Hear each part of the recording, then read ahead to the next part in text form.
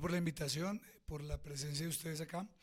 Eh, bueno, pues un poco me interesa como para arrancar, eh, digamos, como situar cuáles son los elementos como principales de, más que una charla, como se anunció, que era una masterclass, digamos, ese nombre termina siendo un poco grande. Pretendo que sea más bien un comentario introductorio eh, que hace parte como de un recorrido que he estado haciendo últimamente por la obra cinematográfica de David Lynch. Y de la misma manera también que este comentario introductorio a Eraserhead en concreto también funcione como una especie de antesala a este taller del que les hablaron ahorita, eh, que tiene como marco fundamentalmente el libro que escribió David Lynch, Atrapa el pez dorado, donde pues digamos él construye o da cuenta más bien de cuál es su proceso creativo, eh, que lo podemos pensar con el cine, pero también con la música y con otras actividades que él suele hacer, eh, de la mano con la práctica de la meditación trascendental. Pues David Lynch ha hecho lleva alrededor de 50 años practicando la meditación, eh, y tiene una posición frente a eso de cara a pensar los procesos creativos. Entonces yo me he dedicado como en el último tiempo como a mirar algo de eso, revisar un poco a partir de ese libro y como tratar de encontrar ciertas claves de lectura en las películas de él, teniendo como eje esa idea de la meditación, eh, que curiosamente pues uno no lo encuentra como que no pasa del comentario periodístico, digamos, del comentario anecdótico de que este gran director reconocido, etcétera, además practica la meditación. Eh, y en este recorrido, pues yo he encontrado algunas claves, o me he encontrado con algunas cositas que me parecen sumamente interesantes, y algunas de ellas, que también las conecto un poco con mi práctica investigativa alrededor del psicoanálisis, eh, es la posibilidad de hacer una lectura política de la obra de David Lynch. No se hace mucho, no se acostumbra mucho pensar las películas de David Lynch como en términos políticos, pero creo haber logrado encontrar como una beta para hablar eh, de ciertos procedimientos que tocan lo político. Y curiosamente, uno de esos tiene que ver con el comentario que les presento hoy, que es pensar Eraserhead como un ejercicio espiritual. ¿Sí? Bueno, ese es el título, digamos, de esta charla. Eraserhead es un ejercicio espiritual. Eh, ¿En qué me baso inicialmente para pensarlo como en este marco? Bueno, tres cosas fundamentales. Una es desprender la idea de lo espiritual o desprender lo espiritual de la idea de lo religioso. O sea, no pensar lo espiritual en su dimensión puramente religiosa, así como sacarlo de ahí. Eh, Segundo, y ahí sí pues me permito citar un par de cosas del libro de David Lynch, que bueno, que además son de público conocimiento.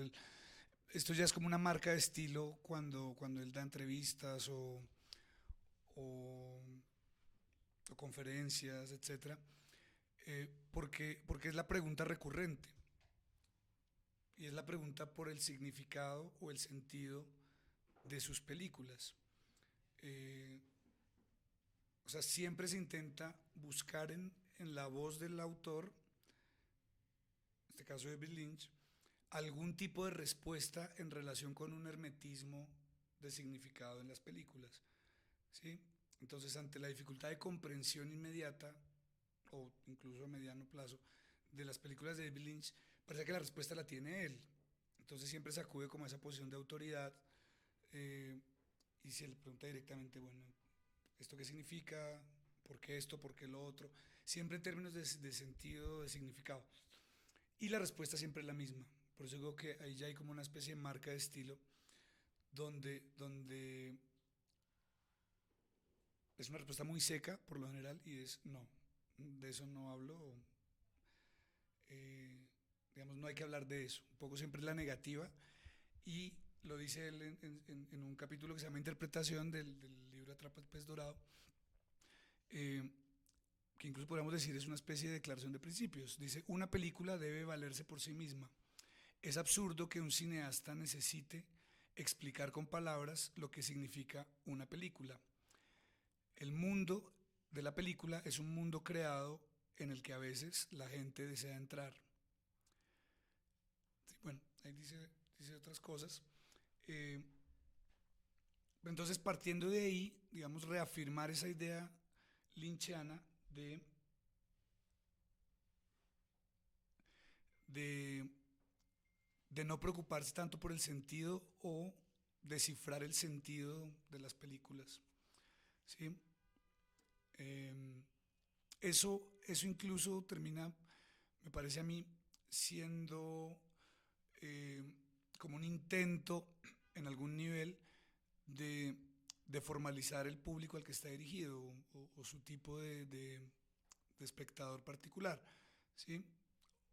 Incluso abrir la puerta para otras preocupaciones. Entonces, en principio, Lynch diría, la película está completa, debe valerse por sí misma, no hay que decir nada más. Eh, pero también hay que decir que somos tercos y queremos decir más sobre las películas o queremos siempre agregar cosas o que es inevitable que las películas nos lleven a pensar otros asuntos. Entonces ahí es donde también entran, me parece a mí, dos grandes corrientes que he visto y es los estudios ultra académicos de la obra de David Lynch, tratando de hacer unas lecturas súper profundas, con metodologías, digamos, de distintas disciplinas, relaciones con la psicología o la filosofía u otras áreas, la estética, o como un ultra academicismo, o si no, la postura totalmente extrema, contraria. Simplemente dejar que la película sea, ¿sí? No decir nada sobre ellas. Yo aquí entonces quisiera retomar unas palabras que dice Slavoj Žižek por algunos, eh, cuando él precisamente ha hecho algunos artículos sobre Lynch, muy conocido el que escribe sobre Lost Highway, donde dice, así a pesar de que Lynch no quiera decir nada sobre sus películas y así haya una corriente mayoritaria de pensar las películas de David Lynch como producto del puro azar y que sobre eso no hay nada que decir, aún así es posible, digamos, generar campos de interpretación. Entonces, yo me afilio un poco a esa corriente para decir si quisiera plantear un escenario de interpretación a algunas películas de él. No muy rigurosa tampoco como para que no se entienda que esto es un spoiler o algo así, por si alguno no la ha visto de Eraserhead, sino que sirva más bien a modo introductorio. Y en ese sentido, contradiciendo un poco a Lynch ante su negativa de no decir nada sobre las películas, pues yo me voy a permitir decir algo. Pero también tomando como referencia o punto de partida un libro eh, que proviene del campo del psicoanálisis, de un psicoanalista francés que se llama Jean Alouche, cuyo título es una pregunta, y es, ¿el psicoanálisis es un ejercicio espiritual? Así planteado de forma interrogativa. Eh, como con esa confluencia de elementos, es desde donde propongo la idea de Eraserhead como un ejercicio espiritual, sumándole las palabras mismas de Lynch, que también las voy a leer, que están consignadas en el libro y que también uno la encuentra, digamos, en muchos lugares. Dice, estas son palabras de David Lynch, Eraserhead es mi película más espiritual. Nadie me entiende cuando lo digo, pero así es. Que cuenta una pequeña anécdota y dice, Eraserhead iba desarrollándose por un camino. Recordemos que esta es la ópera prima o el primer largometraje. Digamos, no sería la primera obra, pero sí la primera película de largometraje. iba desarrollándose por un camino y yo no sabía lo que significaba. Buscaba una clave que desentrañara el significado de las secuencias. Entonces pareciera que incluso el mismo Lynch está metido en el rollo o al menos en ese primer momento, de la pregunta por lo que significa no solo el acto de crear y producir, sino también los caminos por donde una historia se va construyendo. ¿Qué significa eso? Entonces, por supuesto, la entendía en parte, pero no comprendía lo que le daba coherencia. Me estaba costando mucho. De modo que saqué la Biblia y me puse a leer.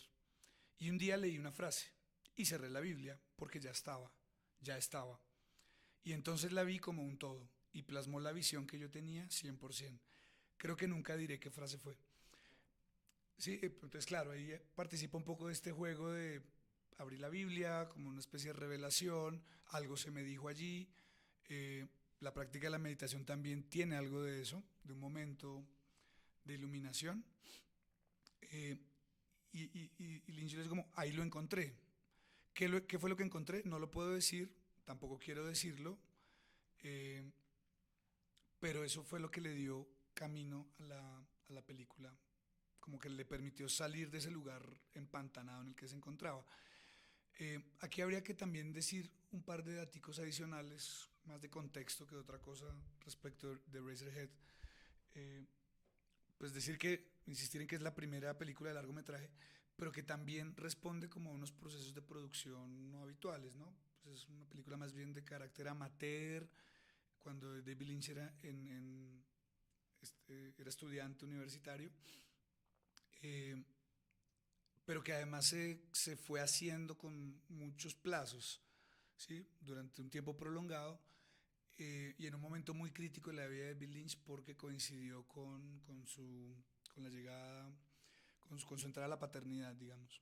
Eh, entonces, él lo relata de forma muy bonita en este libro, Atrapa el pez dorado, algunos de esos momentos, porque existía la presión, ahorita hace un rato estábamos hablando con algunos de eso, pues la presión de que la actividad cinematográfica sea una actividad también lucrativa. Y entonces era como, ahora que vas a ser papá, ¿cómo te vas a dedicar al cine? Dedícate a una profesión de verdad. Creo que él estuvo trabajando en una farmacia o algo así. Entonces compartió como otros trabajos, otras actividades junto con el proceso de producción de Razorhead. Eh, y es por ahí por donde se han también construido muchas lecturas de esta película, como la manera en que la película traduce el conflicto de la paternidad. ¿Sí? Entonces, digamos, esto no es nuevo, pues no lo digo yo, pues hace parte como del repertorio de interpretaciones de esta película que uno encuentra, por lo general. Entonces, ahora sí volviendo a lo que les decía hace un momento, a la pregunta esta de si el psicoanálisis es, una, es un ejercicio espiritual. Entonces, lo que yo traté fue un poco de forzar ese enunciado para hacerme la pregunta de en qué lugar o de qué manera se podría pensar eh, que Razorhead es una película de corte espiritual, así como lo dice Lynch. O sea, ¿dónde pueden resonar esas afirmaciones de Lynch respecto de una espiritualidad inherente? Lo que pasa es que él mismo como que nos va cerrando un poco la banda cuando dice, pues es que yo abrí la Biblia y fui por ahí, entonces es, es casi inevitable como hacer la conexión con lo religioso.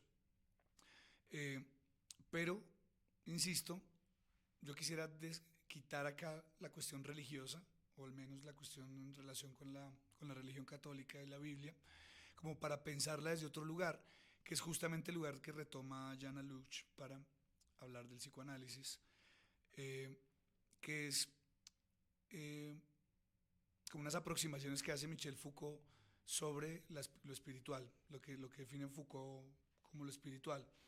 Entonces, en ese sentido, en ese sentido, aquí lo espiritual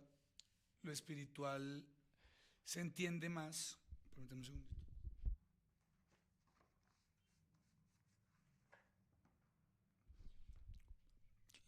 El, el recorrido histórico de lo espiritual, ¿sí? O sea, lo que ha significado lo que llamaríamos las actividades de lo espiritual o el espíritu, tienen una gran interrupción con la aparición de Descartes y después con Kant.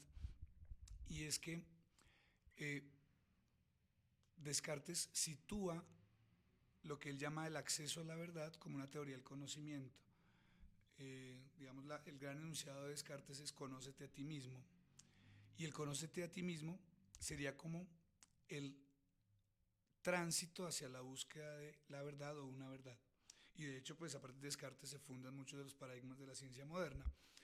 Eh, y entonces lo que Alous retoma de Foucault es que la gran interrupción que produce Descartes es que pierde de vista lo que para los antiguos, sobre todo los antiguos griegos, significaba la dimensión de lo espiritual, y es básicamente que está relacionada con lo que los griegos llamaban el cuidado de sí, el cuidado de sí mismos.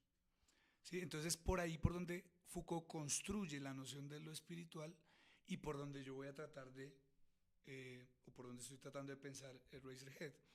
Eh, es lo espiritual más bien una corriente que se puede, o que los griegos pensaron en relación con una dimensión terapéutica y que se circunscribía a la actividad del cuidado de sí. ¿Sí? Y otro detalle importante es que lo espiritual se configuraría como condición de acceso a la verdad. O sea, lo espiritual no es la verdad, no es el encuentro con la verdad, sino su condición de acceso. Por un detalle fundamental, porque lo espiritual lo que introduce en un sujeto es la transformación. ¿Sí? Entonces, esa es la premisa un poco que después Foucault, dialogando con el psicoanálisis y a Luz para referirse precisamente a este diálogo. Pero entonces, lo que a mí me interesa acá es cómo en una película como Eraserhead se puede asistir a una dimensión de la transformación. ¿Sí? Cómo se puede leer desde ahí, desde ese lugar, eh, como condición de acceso a una verdad. ¿Cuál? No sabemos. En teoría uno podría decir la verdad es eh, inalcanzable o solamente se puede decir a medias, etc. Entonces,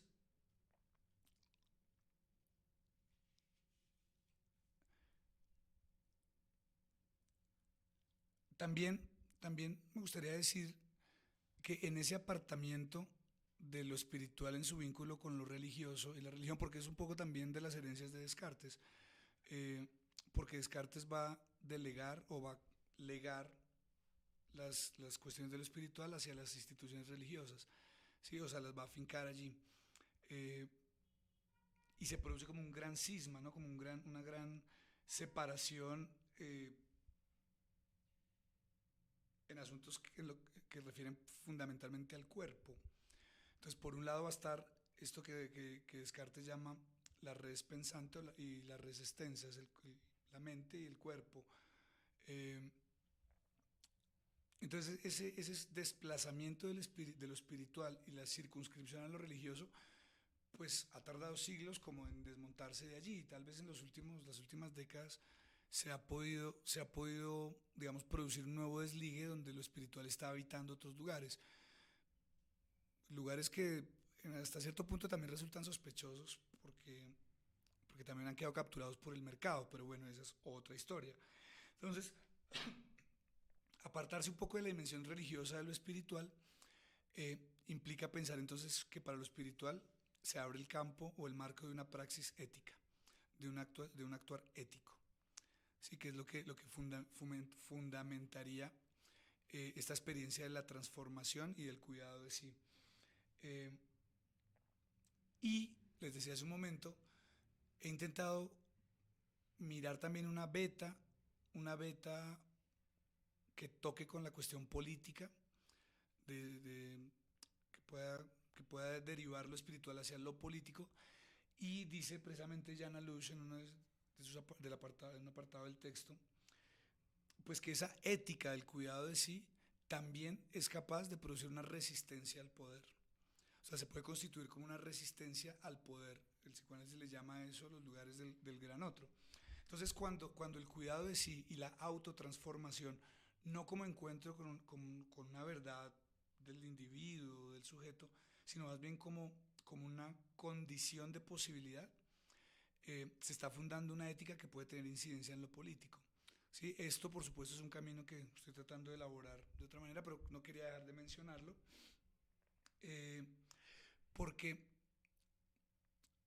y aquí me toca hacer como un recuento un poco más larguito. Hay en el texto de Jan Alush, él hace como una revisión filológica, pero también histórica, de los lugares donde se pensaban las terapéuticas en la antigüedad. Entonces, por un lado, están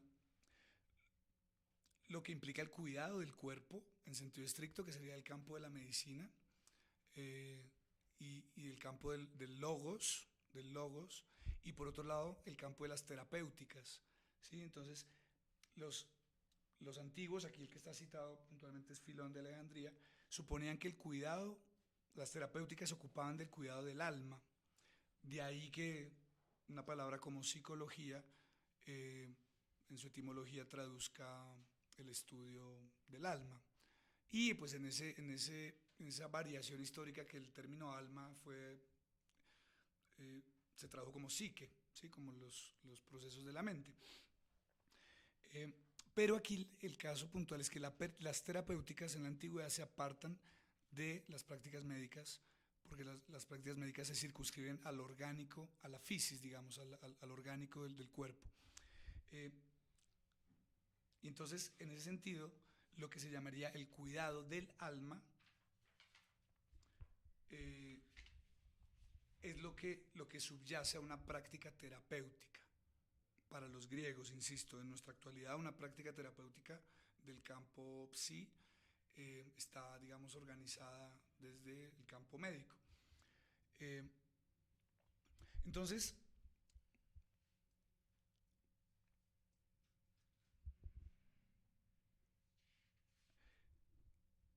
lo que para el psicoanálisis también va a ser un desprendimiento en su historia particular de la cuestión médica, digamos, de la atención, pero no circunscrita al ejercicio puntualmente médico.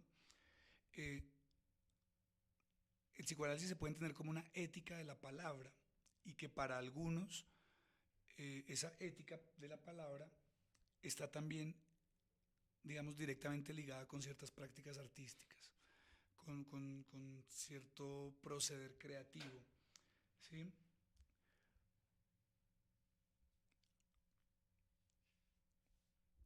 Que connotaría, digamos, unos elementos muy puntuales que es allí donde ya creo que podemos empezar a hablar un poco de Razorhead. No los voy a mencionar todos, ya Ana Luz hace un listado como de 7. eh,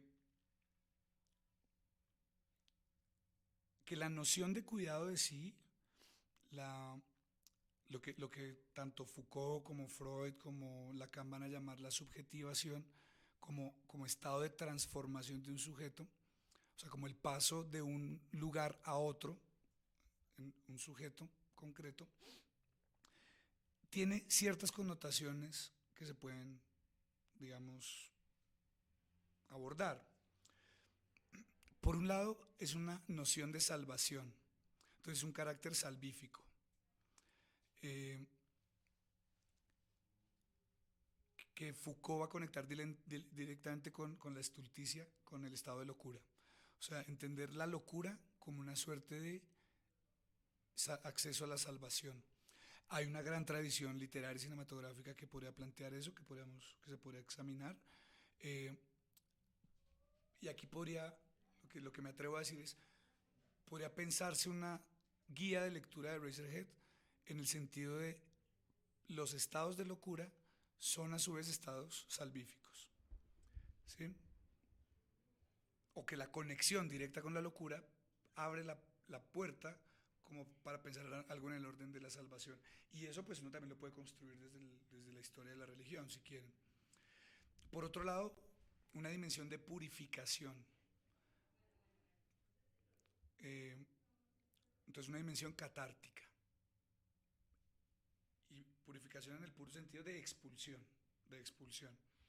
como de producir un flujo capaz de poner afuera algo, uno podría llamar aquí las enfermedades del alma o los padecimientos del alma, etcétera. Entonces, si la salvación está vinculada con la cuestión de la locura, eh, inevitablemente lo conectamos con una dimensión catártica de expulsión.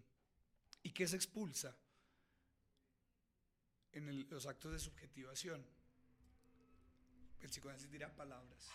Y aquí lo que quiero plantear es que es el mismo trabajo artístico que permitiría un flujo, eh, retomando un término del psicoanálisis, un flujo asociativo.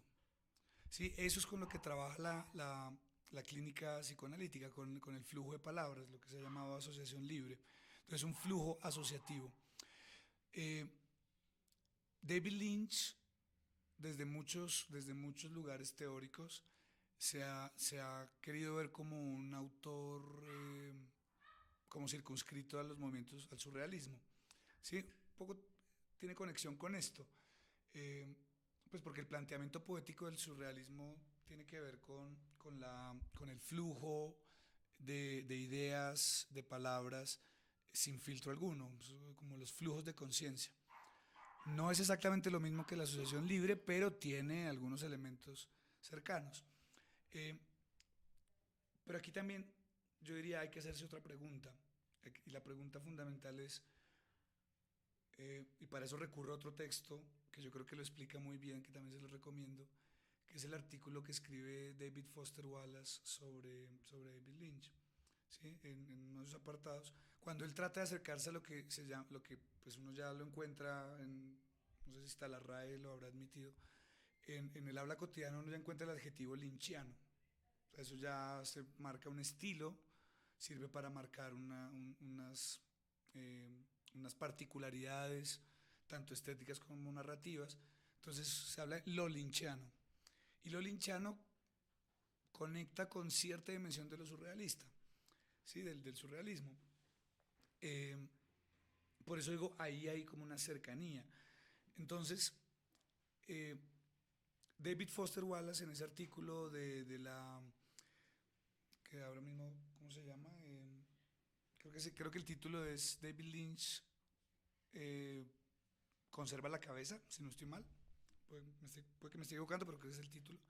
Entonces él cuando se acerca a la definición del lo lynchiano, ahí cuando habla de los highway, hace como unas notas del rodaje, etcétera, eh, y se empieza a referir a lo lynchiano como lo incómodo, bueno, muy, muy cerca como se ha definido, como lo definimos habitualmente, lo oscuro, lo abyecto, etcétera, que a su vez pues son las definiciones de la marca de estilo de David Lynch.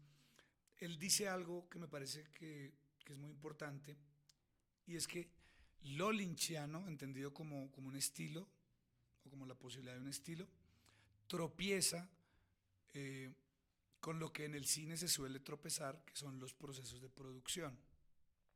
Porque los procesos de producción son básicamente procesos de trabajo. ¿Sí? Lo saben quienes hayan hecho algún tipo de trabajo de producción en alguno de los diferentes departamentos. ¿Sí? Digamos, lo que comanda la realización de películas son procesos productivos, o sea, que deben estar regulados, estandarizados, y sobre todo en la gran industria, pues tienen flujos ya muy, muy esquemáticos, ¿no? Eh, entonces, por eso a veces es tan difícil encontrar voces autorales en el mundo del cine, porque están muy capturadas por los flujos de producción. Entonces, lo que dice, no lo dicen estas palabras, pero más yo lo intento traducir, Foster Wallace, es que en el caso de Lynch, lo que encontramos es un flujo de producción muy eficiente, y en unos ejemplos muy concretos, al tiempo que encontramos flujos asociativos de ideas. ¿Sí? Eh, Eraserhead, como es una película, una primera película, debe decirlo todo, eh, no responde como a unos flujos de producción profesionales, en estricto. Lo que creería yo que le permitió a David Lynch eh, operar directamente sobre esa idea del flujo, sobre eso del flujo de ideas, como el flujo asociativos de ideas. Entonces, si lo que el psicoanálisis llama subjetivación, y Michel Foucault también toma ese término para hablar de lo que en un sujeto opera como modo de transformación o a manera de transformación como condición de acceso a la verdad. eh, yo creo que aquí lo que tenemos es una cuestión que repele la misma dimensión del significado y del sentido. Entonces, es posible que los encadenamientos de ideas que uno encuentra en películas que repelen el significado o el sentido, películas tan herméticas, o, o sobre las cuales, digamos, la posición del INSEAD, pues no digamos nada de eso no hay que decir nada, o al menos no me lo pregunten a mí. Eh, es posible que eso que se define como subjetivación, que es el paso de un sujeto de una posición a otra, se pueda pensar también en términos, digamos, de las ideas que se van transformando unas a otras en tanto cambian de lugares. O sea, es como si las ideas mismas pasaran por procesos de transformación a medida que están aconteciendo en una película. Entonces, por eso rehuyen el significado, porque el significado, de cierto modo, sería una posición estable, ¿no? O sea, un significado estabiliza también la relación con una película. ¿Cómo estamos? ¿Vamos bien de tiempo? Sí, creo, ¿no?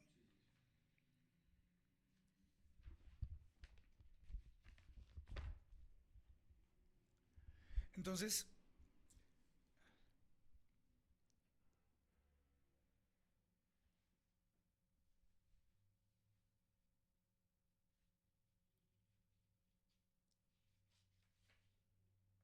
entonces en ese sentido, eh, creería que, que por el lugar donde se han ido afincando los estudios hermenéuticos o los abordajes de la crítica cinematográfica, la teoría, siempre se ha privilegiado, digamos, un método de corte intelectual. O sea, se ha tratado de privilegiar los lugares que las ciencias eh, han construido como camino de acceso a la verdad. Eh, o, digamos, el ciclo de la fórmula cartesiana, como un método de corte más intelectual que otra cosa. Lo que yo propondría acá es, tratando un poco de pescar en río revuelto con toda esta cantidad de referencias, eh, es no tanto que la película lo que produzca o las películas produzcan sea silencio, como una especie de la película lo dice todo y frente a eso solamente hay que callar porque pues porque eso también nos pondría en una situación casi que de anulación subjetiva frente a la experiencia que tenemos con una película. Entonces, ahí hay unos elementos para que no solamente se pueda pensar desde lo lynchiano una dimensión espiritual para esta y otras películas, como que la película es resultado de un ejercicio espiritual, sino que a su vez lo que llamamos espiritual se produzca del lado del espectador. ¿Sí? Por eso aquí es tan importante que esto no se piense desde el punto de vista religioso, porque rápidamente podría caer en una dogmática. ¿Sí? Eh, y concentrarlo en la cuestión de la transformación. Entonces yo me encontré un par de citas que, en concreto una en el texto de Alush, pero que la voy a parafrasear para pensarla con Lynch. Eh, esta cita que Alush toma de Foucault para referirse a Lacan, que yo la voy a usar para referirme a Lynch, sí, es como unas transiciones ahí. Porque parte del hecho de que la propuesta lacaniana es hermética, digamos, es oscura. Y yo, digamos, partiría como del mismo lugar para pensar lo lynchiano. Hay muchas barreras cuando, digamos, alguien se encuentra con las películas de Lynch, algunas más, otras menos. Eh, lo cual nos pondría como un espacio que sí, creo que podríamos llamar hermético, o sea, de difícil acceso.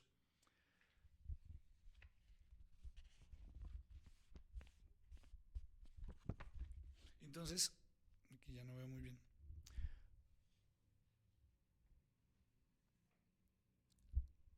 Entonces, en este ejercicio de parafraseo, podríamos aventurarnos a pensar que un poco la propuesta lynchiana no es que sus películas se conciban, se vean, se entiendan como, como un encadenamiento de ideas para producir significado, ¿sí? Como incluso como una especie de construcción metafórica, que es a veces el camino que ha tomado alguna corriente hermenéutica, sobre todo desde el campo de la psicología, eh, como que las imágenes y el universo estético y narrativo, y en esta sí también mucho en Eraserhead, es resultado como una especie de metaforización de trauma, por decirlo así, malestar, circunstancias específicas. eh, y en concreto es lo que les decía hace un momento, ¿no? La lectura que se ha hecho de pensar Eraserhead como como una metáfora de la crisis de la paternidad, pues así se ha convertido en una de las lecturas canónicas. Entonces, un poco asumiendo cierta voz linchana, tal vez lo que podemos estar hallando es que el encuentro con una película, con Eraserhead, se puede entender también como una invitación a una autotransformación. O sea, que un espectador se descubra a sí mismo, se descubra en relación con sus deseos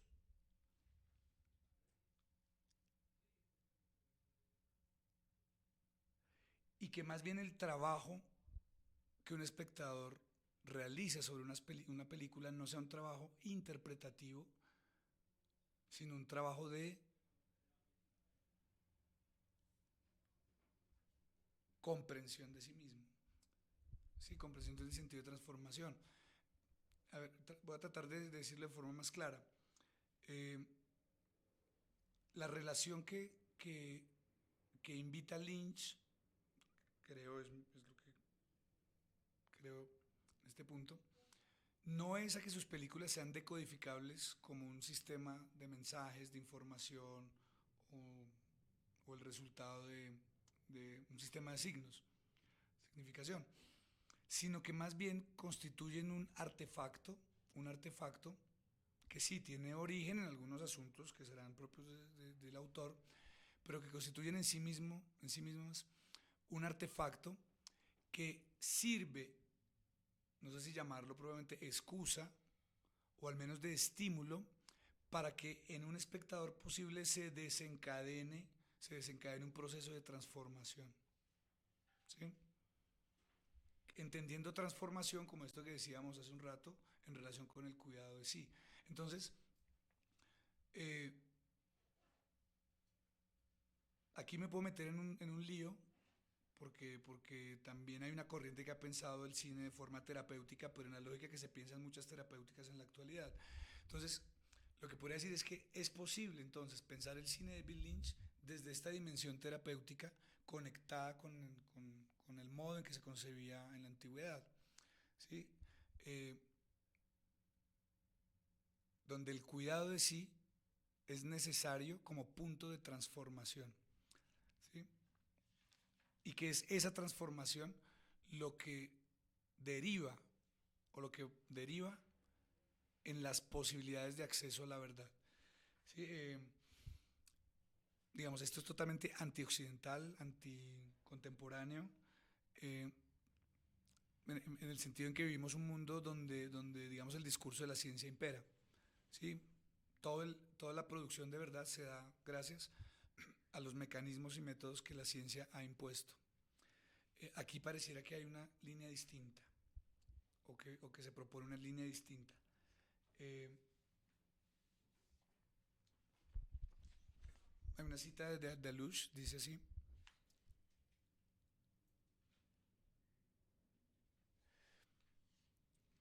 Descartes hizo del conócete a ti mismo el medio por el cual un sujeto podría acceder a la verdad sin tener que transformarse a sí mismo. Y así disolvió la condición de la espiritualidad en el acceso a la verdad. ¿Sí? ese fue pues también un camino que fundó cierta filosofía. Y creo que entonces aquí la diferencia es clara. Si el acceso al conocimiento y el acceso a la verdad son posibles sin que haya transformación subjetiva. Descartes diría sí. O sea, es posible que un sujeto sea parte de aquello que quiere conocer para poderlo, para poder descifrar lo verdadero que hay allí. Lo otro no. Lo otro es casi que con el objeto me transformo. Y de esa manera, interactuando con otros, interactuando con el objeto y transformándome, es solamente por ahí por donde puedo acceder a la verdad. Y en ese sentido, entonces la espiritualidad ya no tiene solo la forma de una filosofía o de una terapéutica. Digamos, aquí ya se podría pensar en una dimensión mucho más amplia. Porque, y esto lo planteo como pregunta, ¿qué es lo que a la base tiene el poder suficiente para transformar un sujeto de principio? ¿Qué es lo que por definición logra transformaciones muy profundas en un sujeto o en la subjetividad? Y la respuesta creo que es el amor. ¿Sí? O sea, el amor sería aquello capaz de producir transformaciones radicales a nivel muy profundo en cualquier sujeto, cualquier subjetividad.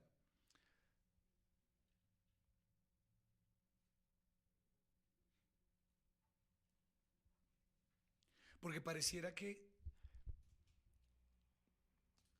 el amor se dirige no necesariamente a una imagen del otro, sino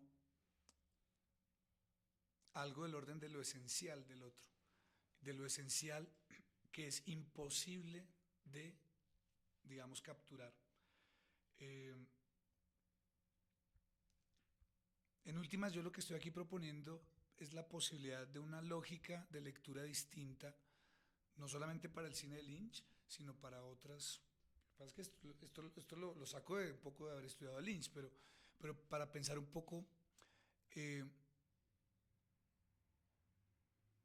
la práctica espectatorial del cine desde otro lugar, que no sea solamente el lugar, digamos, de la producción de sentidos, sino como recuperar ese lugar de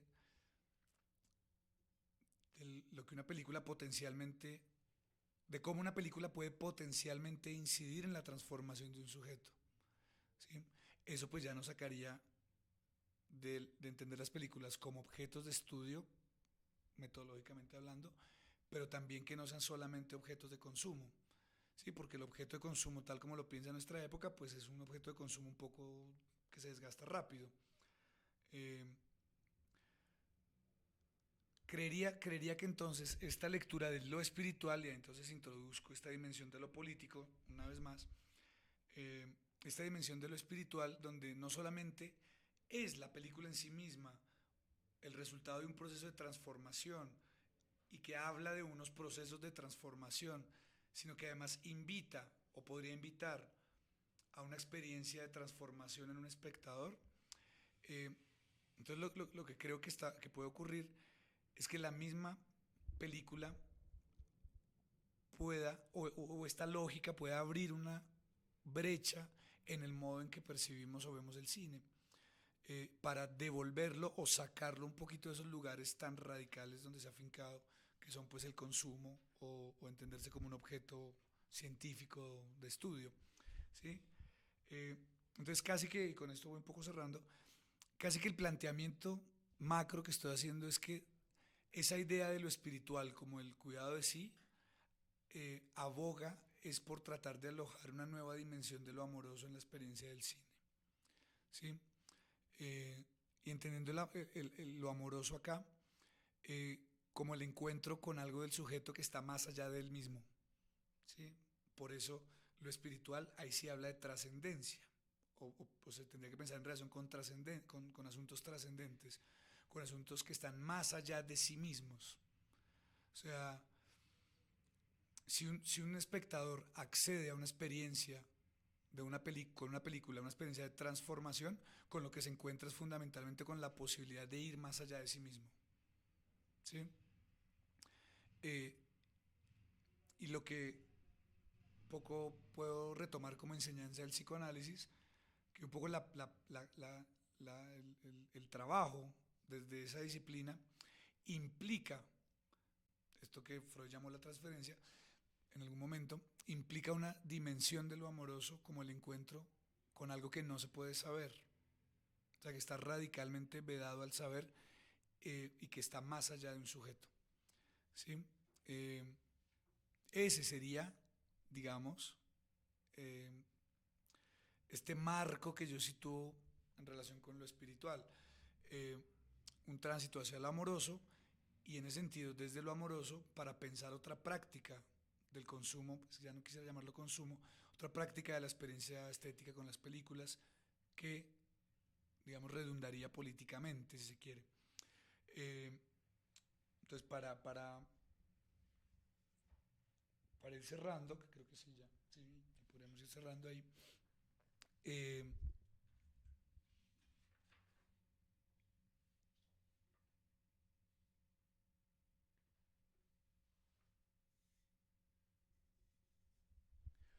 la propuesta de Foucault frente al cine, perdón, frente al psicoanálisis, un poco es desmarcarlo de los vicios en que ha caído, o en su momento, en su época, cuando él hizo alrededor de los 70 80 eh, los vicios de las disciplinas del campo psi. ¿Sí?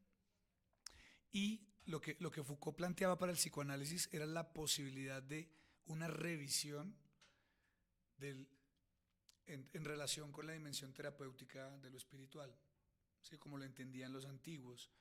Yo creo que Lynch me permite pensar algo parecido para el cine, que que el cine se pueda de nuevo volcar, ir a, o abrir al menos un campo de lo espiritual conectado con una nueva experiencia de lo amoroso. Eh, Esto implica otras nociones alrededor de lo terapéutico, de la curación, de, del conocimiento de sí mismo. Eh, pero creo que el campo abierto se vuelve así la posibilidad de una experiencia distinta a la que, digamos, nuestro discurso actual en la que nos ha posicionado el discurso actual. ¿Sí? Y si en ese lugar, en ese nuevo lugar, se potencialmente se puede pensar una nueva experiencia de lo cinematográfico, siento que la dimensión de lo político es inevitable. O sea, habría un nuevo modo de concebir una política de las imágenes, una política de lo cinematográfico, eh, y diría que en ese sentido podría ser una película un poco más subversiva, ¿sí? Porque pareciera que tal como está planteado el escenario hoy en día no hay mucho margen de acción. Creo que entonces lo que Foster Wallace llamaría lo lynchiano ya no son las descripciones solamente de unas características de estilo, sino que lo lynchiano es sobre todo una grieta que permite pensar un cine eh, con una dimensión que recupera lo espiritual. ¿Sí? Y por eso, aquí con esto cierro, por eso es necesario que lo espiritual no se entienda como una religiosidad, ¿sí? Sino se entienda como justamente en el campo de la transformación. Eh, bueno, no sé, creo que podría dejar por ahí, yo creo. Sí, porque, bueno, y por qué insisto con lo político? Porque incluso en este libro de Alouche, eh, él refiere que para Foucault las dos grandes experiencias de la modernidad que dan cuenta de la transformación son el marxismo y el psicoanálisis. ¿Sí? O sea que el marxismo a su vez también tendría un modo de conectarse con una dimensión terapéutico-espiritual. ¿Sí? Entonces creo que ese será mi siguiente capítulo para ir pensando cosas.